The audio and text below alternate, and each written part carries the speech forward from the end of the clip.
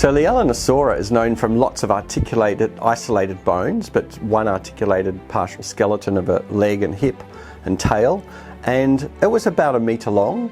It had a short, almost deer-like face. It had teeth for grinding and chewing prey, so it wasn't scary looking with sharp teeth. It wasn't a meat eater, definitely ate plants.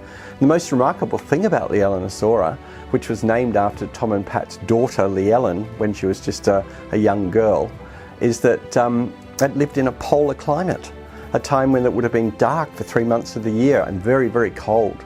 So there's even theories based on the growth lags in the bones of these dinosaurs that they may have hibernated over winter in burrows in order to survive the harsh winter. Australovenator is very exciting because it was described from a semi-complete skeleton, like most of the bones were there, by Scott Hocknell from the Queensland Museum and his team. And basically it was a small to medium-sized meat-eating predatory dinosaur, you know, maybe up to 7 or 8 metres in length. And it's got quite distinctive foot bones. It could have even been that one of the foot bones of it was found in Victoria in the Cretaceous there. A bone that was originally thought to be Allosaurus from North America. Now we know that most of the dinosaurs named in North America or China or other places don't occur in Australia because it was just too far away during the dinosaur age. So it's quite possibly Australovenator also lived in Queensland, where it was found in Winton, a very famous area with beautiful dinosaurs preserved there, but also remains of it could have also come from Victoria. Australovenator was definitely a predator. It had sharp teeth with serrations along like steak knives.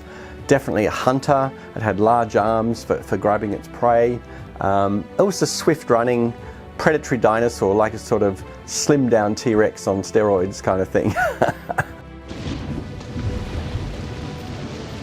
Well, Plesiosaurs are really interesting, and it's another group I've actually done work on and published scientific papers on, because when I was working in West Australia, we kept coming across plesiosaur remains in some of the Jurassic and Cretaceous rocks there. So plesiosaurs were like the seals of the seas back in the dinosaur age. Some of them had short necks and long sort of snouts with teeth for catching fish. Others had very long necks and very small heads with very spindly teeth for catching fish. And these are the two main groups. The plesiosaurs had long necks, the pliosaurs had short necks and long snouts. So plesiosaurs grew up to sizes of about 13-14 metres in length, but most were fairly small. So the one, I named a new species of pliosaur from West Australia called Leptoclidus clemei, named after John Clema, who was one of our patrons who paid for some of the field work. That was a seal-sized animal, about 2.5 metres in length. And the good thing is we found it from a fairly complete skeleton, which is now on display in the West Australian Museum galleries. We definitely know they ate fish because remains of even opalised plesiosaurs that have been found both in South Australia at the opal fields of Coober Pedy, and also Lightning Ridge in New South Wales have been found with the remains of fish in their guts, so that we know they definitely ate fish. There's direct evidence of that. Well, Mosasaurs are another group of exclusively marine giant reptiles. They evolved at the late Cretaceous from about 80 million years to 66 million years ago. This is right at the very end of the age of dinosaurs, and they occupied the seas from small creatures a couple of metres long to becoming the largest, most bulky marine reptiles in the oceans ever, reaching up to sizes of 20-25 metres in length. Some of them had big sharp teeth for catching prey, like being predators. Others though had adapted with rounded teeth like nutcrackers for cracking shells of large marine ammonites, which were squid-like creatures growing up to 2 metres in length, living in the Cretaceous seas. So they'd adapted to a whole range of different feeding strategies. They were bigger than any of the sharks around at that time, but they went extinct at the end of the Cretaceous with the extinction event that wiped out the dinosaurs, and that's when sharks had free rein to get a lot bigger.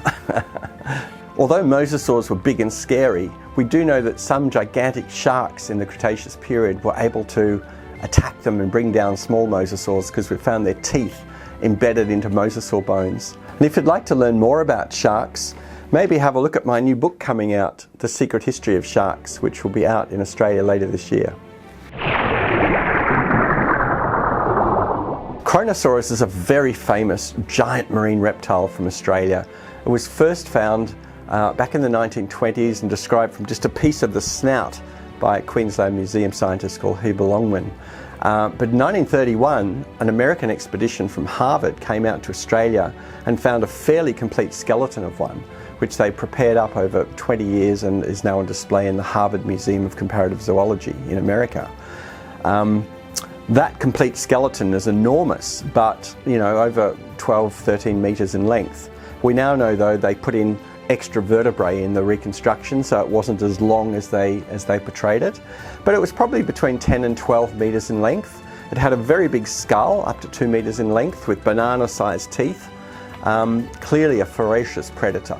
Probably preyed on other marine reptiles like ichthyosaurs and smaller plesiosaurs, sharks and other large fishes that lived in those ancient seas that invaded inland Australia. So there was a big artesian basin of marine seas that covered central Queensland and South Australia and Central Australia at that time.